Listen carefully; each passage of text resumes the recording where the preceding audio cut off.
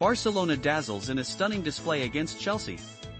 Clàudia Pina has done it again. The moment her shot hit the back of the net, you could feel the excitement ripple through the Barcelona bench as they rushed to the front, eager to catch the replay. Just a few steps away, Chelsea's Sonia Bompastor could only muster a weak smile, a mix of resignation and sportsmanship. It was one of those moments where you just have to accept the reality of the game. With Pina's goal pushing the aggregate score to a staggering 7-1 in favor of Barcelona, and with over 45 minutes still left to play, one can't help but wonder why UEFA insisted on this second leg match. The environmental cost of flying teams around for what has turned into a one-sided affair seems almost absurd. Why not just call it a day and save the planet a little? Yet, there's something undeniably magical about watching Barcelona play, especially on a beautiful spring Sunday. This team has a unique ability to rise to the occasion, to shine when the stakes are high. When they face off against a formidable opponent, they don't just play, they perform, and it's a sight to behold. For Chelsea, the silver lining in such a heavy defeat is that they can avoid getting bogged down in the details.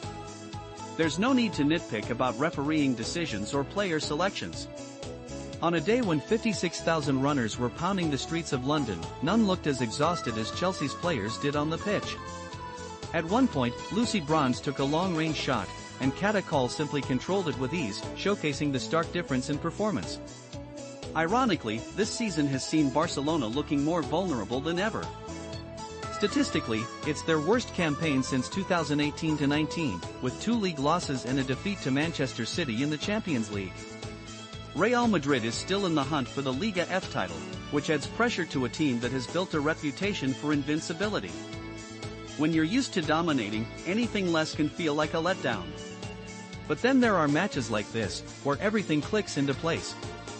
Barcelona plays as if they're in a different league, showcasing a collective intelligence that no other women's team can match. It's a beautiful blend of instinct and identity, where each player knows exactly what to do at the right moment. Take Pina's goal, for instance. It all started with her deep in her own half, surrounded by 4 Chelsea defenders. For most players, that would be a moment of panic, a time to clear the ball. But not for Pina. She invites the pressure, waits for the right moment, and threads a perfect pass to Aitana Bonmatí. Suddenly, Barcelona is on a 2-on-2 break, and Pina, who had sprinted up the field, finishes with a stunning shot from distance. It's the kind of goal that only Barcelona can score.